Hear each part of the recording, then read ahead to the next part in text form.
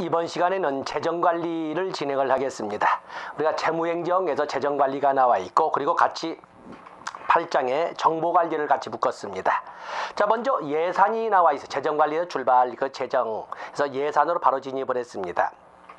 예산이라고 하는 것은 1회계년도 간의 수익과 지출, 보통 우리가 정부 예산에서는 세입과 세출이라고 합니다만 1회계년도 간의 수익과 지출을 화폐액으로 표시한 재정계획을 예산이라고 설명을 합니다. 그래서 1번에 1번 나와 있지요. 보통 이 예산이라고 할 때 1회계년도는 일반적으로 1월 1일부터 12월 31일까지 하지만 모든 회계년도가 1월 1일부터 12월 31일까지 있는 것은 아닙니다. 미국 같은 경우에는 10월 1일부터 9월 말일까지 설정하기도 하고, 또 우리 교육행정과 같은 경우에는 3월 1일부터 2월 말일까지 이렇게 설정하기도 하는 것처럼 정해진 것은 아닙니다만, 일반적으로 정부 회계년도는 1월 1일부터 12월 31일까지로 이렇게 되어 있습니다.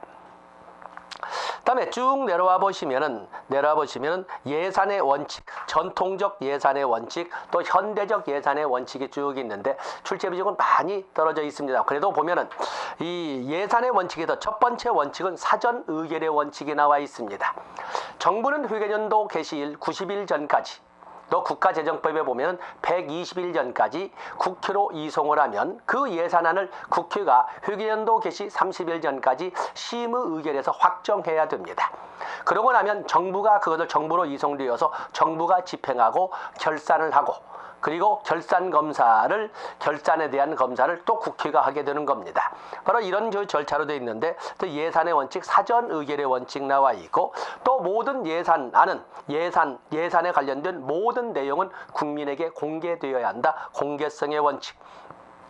모든 예산의 수익과 지출은 그 출처와 용도가 명료하게 명시되어야 한다 하는 것이 명료성의 원칙. 또 모든 예산, 세입과 세출은 빠짐없이, 모든 세입과 세출은 예산에 빠짐없이 계상 올라전 기재되어야 한다 하는 것을 완전성의 원칙. 완전성의 원칙을 예산 총계주의의 원칙이라고도 합니다. 또 그런가 하면 형식상, 모든 예산은 형식상 단일성을 유지해야 되는데, 형식상 단일성의 원칙에서 이것을 통일성의 원칙이라고도 합니다. 또 엄밀성의 원칙, 불가능하지만 모든 예산에 있어서 수익과 지출은 일치되도록 편성되어야 된다. 엄밀성의 원칙. 또 예산을 편성할 적에는 목적의 용도로 사용한다든지, 기관을 경과해서 사용한다든지, 또 그런가 하면은 초과 지출을 한다든지, 집안의 금액을 넘어서 지출한다든지, 이런 것은 원칙적으로 금지되는데, 바로 그것을 한정성의 원칙이라고 설명을 합니다. 또 모든 예산은 세부 수입이나 세부 지출은 총 수입이나 총 지출로 명분으로 들어오는 것이지, 개별 항목으로 개별 수입이, 개별 항목으로 개별 지출이 나가는 것은 아닙니다. 그런 것처럼 수입과 지출 간에는 특정 목록으로, 소위 특정 이유를 가지고 들어왔다 해서 특정 용도로만 쓸 수 있다, 이런 것은 없습니다. 그래서 수익과 지출 간에 담보가 설정되어서는 안 된다 하는 것을 수지간 담보 금지의 원칙, 수지간 담보 금지의 원칙이라고 이렇게 설명을 하고, 이걸 우리는 국고 통일의 원칙이라고 설명을 하고 있습니다. 거기 3번에 적어놓은 거 있지요. 그래서 이런 입법부 중심의 원칙은 전통적 예산의 원칙, 그래서 전통적이라고 쓰고 있지만 여전히 입법부 중심의 전통적 원칙은 그대로 사용되면서 현실적으로 오늘날 행정권이 강화되어 있는 이런 과정에서 행정부 중심의 원칙도 가미가 되고 있습니다. 그래서 행정부 중심의 원칙도 거기 제목으로, 실질적으로 오늘날 예산이라고 하는 것은 정식적으로는 통법부라고 비아냥을 받지만 국회 입법부를 통과를 하지요. 심의 의결을 거칩니다만, 그래도 처음부터 끝까지 전면적인 책임은 행정부가 져야 된다는 것은 현실입니다. 그래서 행정부 책임의 원칙, 행정부 사업계획의 원칙, 행정부 재량의 원칙, 또 그러면 적절한 예산수단 구비의 원칙, 다원적 절차의 원칙, 다양한 예산 집행 절차가 필요해서 다원적 절차의 원칙, 또 시기의 신축성과 재량의 원칙, 예산기구 상호 교류 및 협조의 원칙, 그리고 재정 보고의 원칙, 재정은 반드시 보고가 있어야 하는데 재정 보고의 원칙, 이런 것이 오늘날 현대 예산의 원칙이라고 하는 행정부 중심의 원칙이 되겠습니다. 자, 거기를 보시면 되겠어요. 자, 넘어가시겠습니다. 다음에 270페이지로 가시면 예산 집행이 나와 있는데 예산 집행. 거기 예산 집행을 보면 일정량의 돈이나 다른 자원들이 특정한 용도로 할당된 것으로 구체적인 규정이나 제한의 틀 속에서 어떤 활동이나 목표 추구가 이루어지도록 용도가 지정되어 있다. 그렇죠. 자금이라고 할 적에는 우리가 국가에서 아니면 어떤 조직에서 예산이 편성이 되어서 자금이 배정이 되면 그것은 아무렇게나 쓸 수 있는 거죠. 여기 나온 것처럼 특정 용도로 할당된 겁니다. 일정 돈이나 자원들이 특정 용도로 할당된 것을 자금이라고 하는데 여기에는 규정이나 제한된 틀 속에서 규정이나 제한된 틀 속에서만 사용할 수 있도록 이렇게 용도가 지정되어 있는 것입니다. 그렇죠? 그렇게 해서 이것은 물론 현실적으로는 그 탄력적 운영을 우리가 부정할 수는 없겠지만은 4번에 보는 것처럼 사회복지 예산 집행의 문제로는 자금의 탄력적 운영이 탄력적 운영을 제한한다는 것이다. 즉 사회복지 자금의 사용에 붙어있는 공통적 제역으로 자금의 전용성에 문제가 있다는 것이 현실적인 이런 문제로 제시를 하고 있습니다. 다음에 예산 집행 시 생산 비용이 할당 보면은 가변 비용, 또 반가변 비용, 고정 비용, 또는 직접 간접 비용, 또는 기술 비용, 의무 비용 이렇게 나누기도 하는데 오른쪽에 보시면 행정 비용을 좀 보실까요? 행정 다수의 프로그램이 분산 또 공유하기 때문에 다른 프로그램이 분산되어 있고 또 분산 공유되기 때문에 할당에 가장 큰 어려움이 있다. 그래서 하기 때문에 공유되기 때문에 그러다 보면 사회복지 조직들에서 비용 할당에 가장 어려움을 겪는 부분은 행정 비용이다.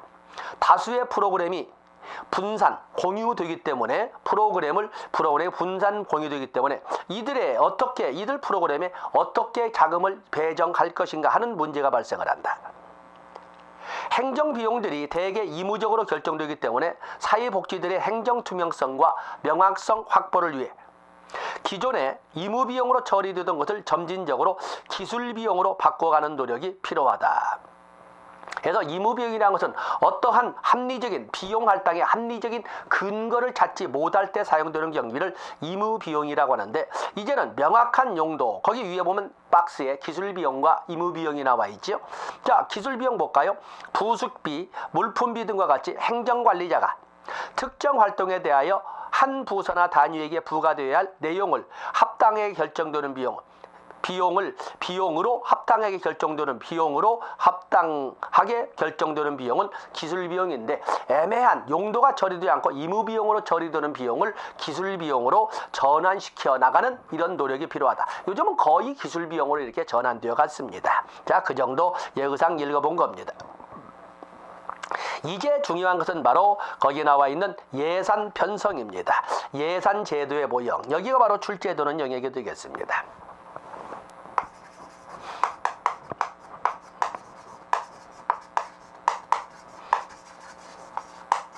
자, 예산 제도의 모형을 보시면 다양한 예산 제도의 모형이 있지만 첫 번째 품목별 예산이 있습니다.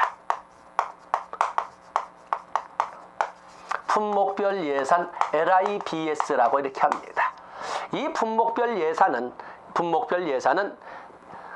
다음 연도 지출할 항목을 쭉 나열하고 항목별 소요 경비를 정리한 다음에 그걸 가지고 기본 엑셀 프로그램을 통해서 예산을 편성하는 방법이 바로 이 품목별 예산, 항목별 예산입니다. 품목별 예산은 전년도 예산을 기준으로 해서 증액주의 방식으로 편성된다는 특징이 있습니다. 여기는 다음 연도 지출 항목을 쭉 나열하고 각각의 지출 비용을 정리해서 하기 때문에 통제 기능이 강하다. 통제 기능에서 탁월하다라고 하는 것이 품목별 예산, 항목별 예산이 되겠습니다. 특히 우리 복지와 같은 경우에는 아주 현실적으로 접목될 수 있는 것이 품목별 예산이 되겠습니다. 다음에 성과주의 예산. 성과주의 예산이 있는데 퍼포먼스 버제트 시스템에서 성과주의 예산은 사업을 최대한 세부 사업을 세부 프로그램으로 또 세부 프로그램을 세부 프로젝트별로 세부 사업별 세부 사업별 업무량 곱하기 업무 단가를 곱해서, 아니면 업무당 단위 비용 곱하기 업무량을 통해서 세부 사업이나 세부 프로그램이나 세부 프로젝트의 예산을 편성하고, 세부 프로그램을 담당하는 조직별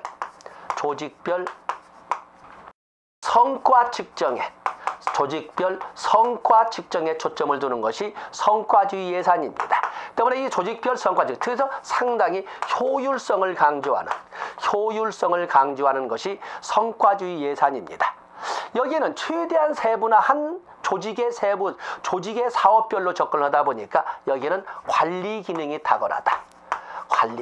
관리 기능이 탁월하다는 점에서는 MBO, 매니지먼트 바이 오브젝티브스라고 하는 MBO 목표 관리의 기능과도 유사하다. 이렇게 우리가 설명할 수가 있습니다. 그에 비해서 기획 예산이 있습니다. 기획 예산은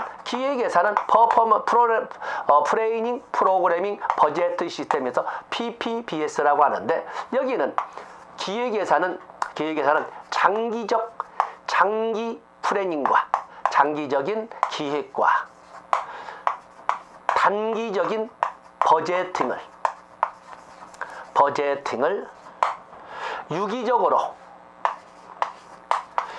유기적인 프로그램으로 연결시킴으로써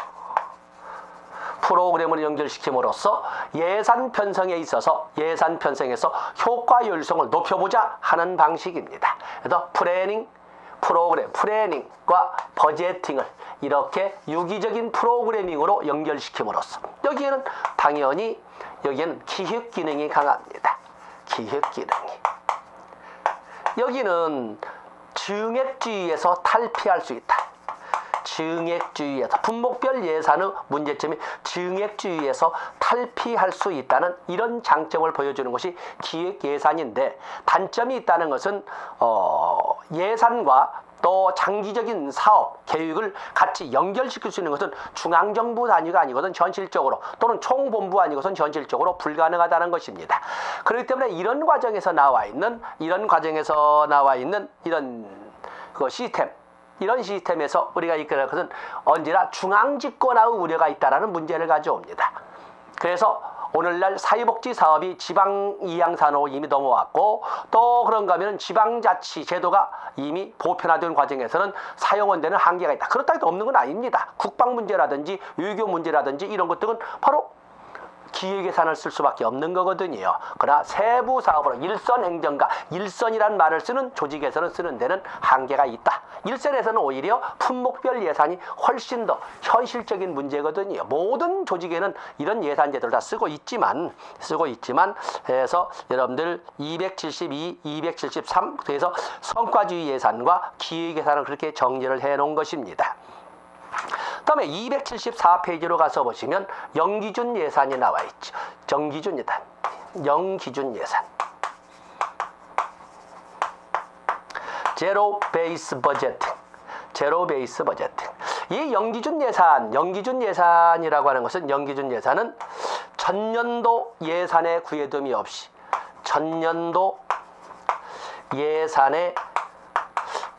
없이 그리고 반드시 나오는 문제가 나올 때 매년 새롭게 예산을 편성하고 우선순위를 설정하는 것이 바로 이 영기준 예산인데, 영기준 예산에서는 역시 뭐니 해도 감축 기능에 초점을 두고 있다라는 특징을 가지고 있습니다. 그래서 거기 보시면 274페이지에 보시면 영기준 예산, 거기 보면 1번과 2번 쭉 나와 있는데, 1번과 2번.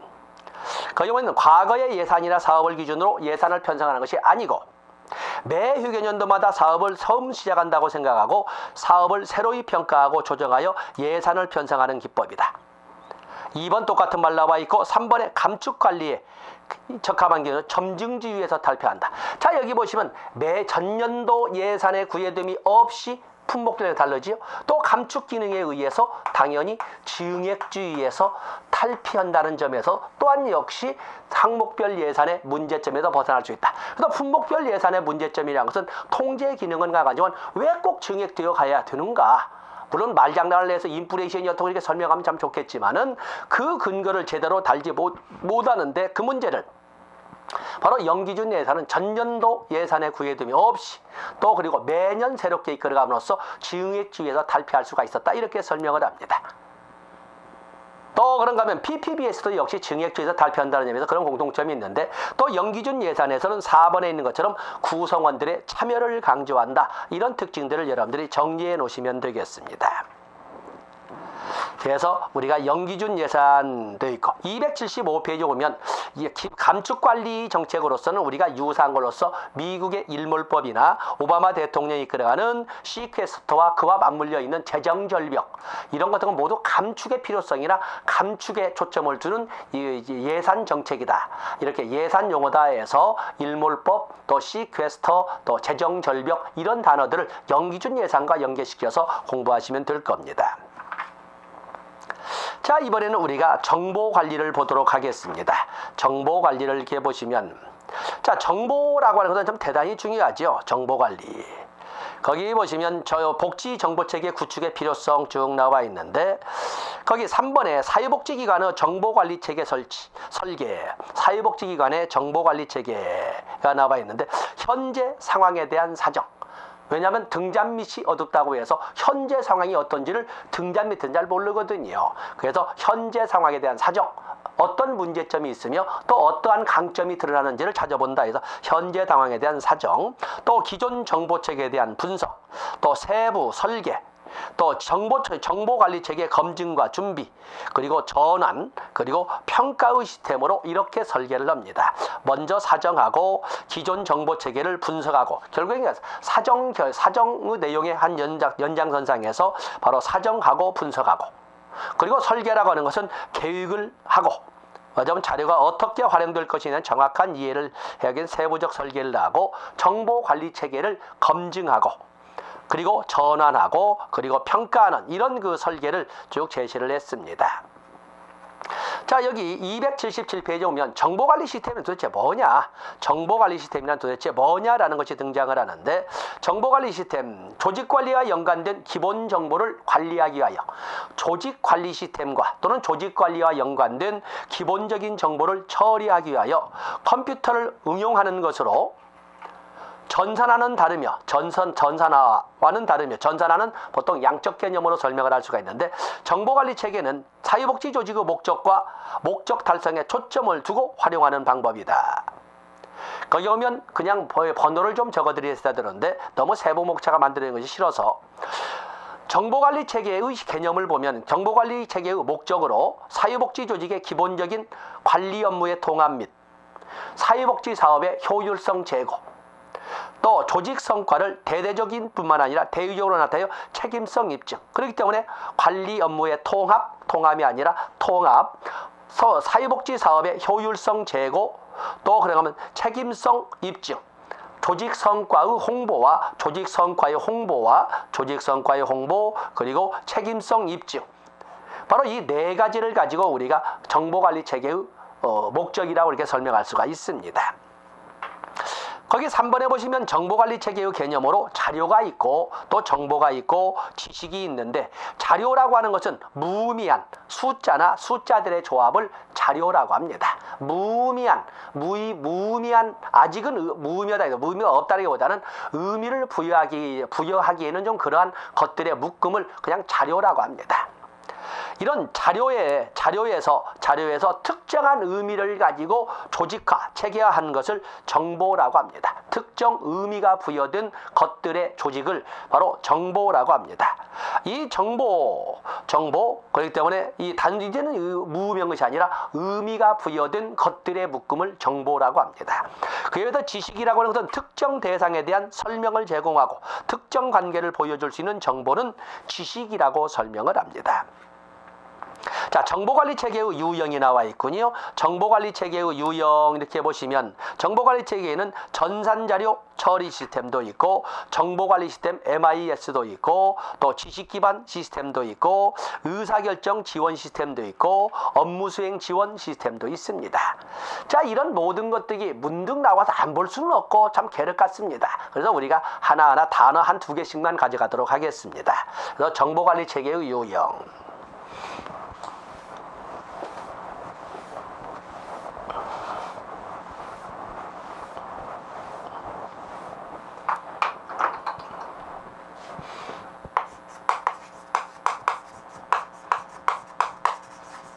정보관리 체계의 유형을 보시면, 자, 우리가 교재를 한번 정리를 하도록 하겠습니다. 첫 번째, 전산자료 처리. 전산자료 처리 시스템. 전산자료 처리 시스템이 있습니다. 자, 전산자료 시스템. 그렇죠? 데이터 프로세싱 이렇게 해서 프로그램 자료 처리 응용인데 여기는 업무 효율에 초점을 둡니다. 업무 효율. 여기는 업무 효율에 초점을 둡니다. 마땅한 자료를 처리하는데 컴퓨터를 이용하는 것입니다. 그다음에 업무 효율에 초점을 둔다. 업무 처리의 능률 향상. 업무 처리의 능률 향상을 목적으로 자료 처리에 인터넷을 사용하는 것을 전산 업무 처리, 맞으면 전산 자료 처리 시스템이라고 합니다. 때문에 이걸 가지고 출제해 줄 수는 없습니다. 가장 기본적인 업무 처리에 컴퓨터를 사용하는 것은 전산 자료 처리 시스템이라고 합니다. 다음에 정보관리 시스템.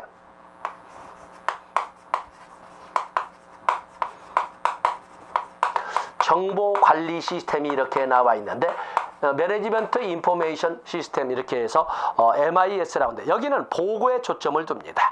보고에 초점을 두는데 거기 보시면 보고에 초점을 두고 정보 교환의 매체를 통하여 운영 하부 시스템을 상호 연결하여 조직 산출을 최적화하는 데 목적을 둔다. 그래서 여기는 보고에 초점을 둡니다. 보고에 초점. 여기는 시스템 간의 연결이죠. 거기 보시면 정보 교환의 매체를 이용하여 정보 교환의 매체가 결국은 인터넷이지요. 운영 하부 시스템의 상호 연결. 운영 하부 시스템의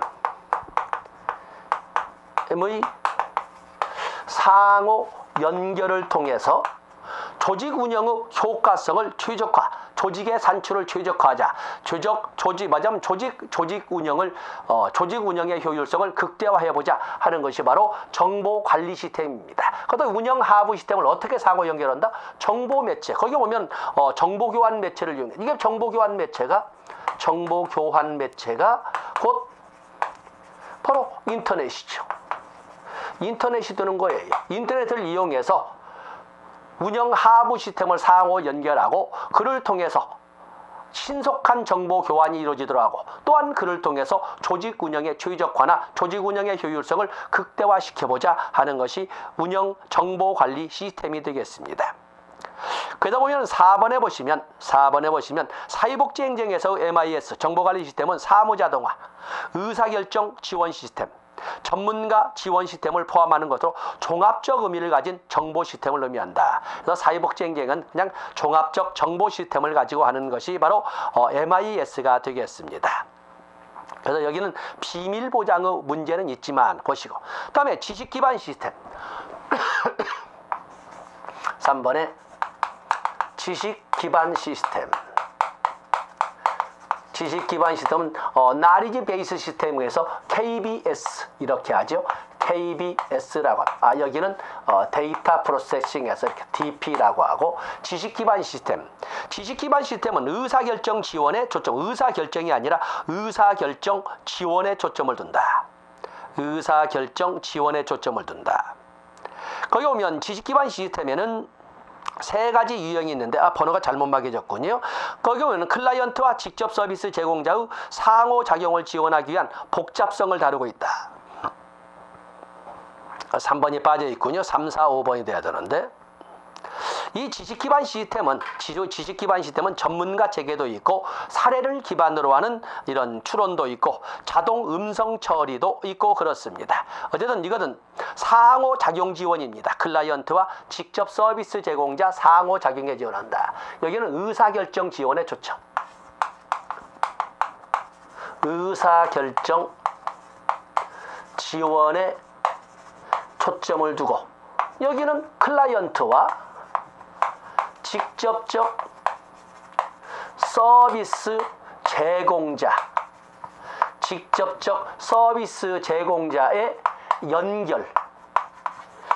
제공자의 연결을 초점으로 거기 2번에 보면은 클라이언트와 직접적 서비스 제공자의 상호작용을 지원하기 위한 복잡성을 다루고 있다.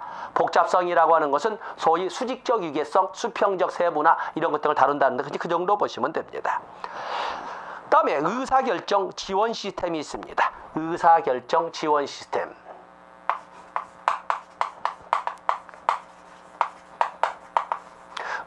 decision making, 의사결정 지원 시스템. 그 서포티브 시스템이죠. decision making supportive system에서 DSS라고 하는데 여기는 의사결정의 효과성과 조직의 효과에 초점을 두고 의사결정과 집행을 돕도록 설계된 시스템을 의사결정 지원 시스템이라고 설명을 합니다. 그래서 거기 보면은 의사결정의 효과성과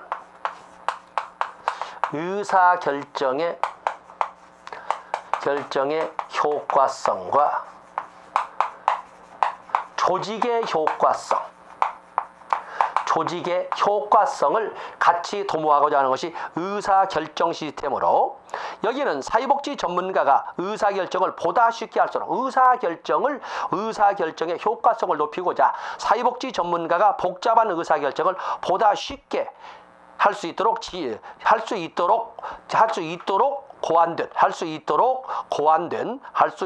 고안된 것이 바로 여기는 의사결정 지원 시스템이 되겠습니다. 여기에는 비구조화된 어떤 구조화시킬 수 없는 의사결정, 특히 비구조화된 정형화시킬 수 없는 의사결정을 효율적으로 이끌어갈 수 있도록 하는 데 초점을 두는 것으로 결국에 관리 능력을 향상시키는 데 초점을 둡니다.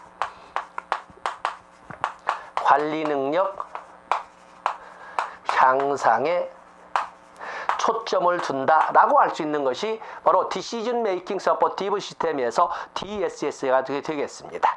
그런가 하면 퍼포먼스 지원 시스템이 나와 있는데 서비스 제공자의 성과에 초점을 둔 시스템으로 업무 수행 시스템도 있다. 그래서 거기 보시면 과업 완수에 필요한 정보를 통합 제공하여 업무를 향상시키는 시스템을 업무 수행 지원 시스템이라고 이렇게 설명을 하고 있습니다.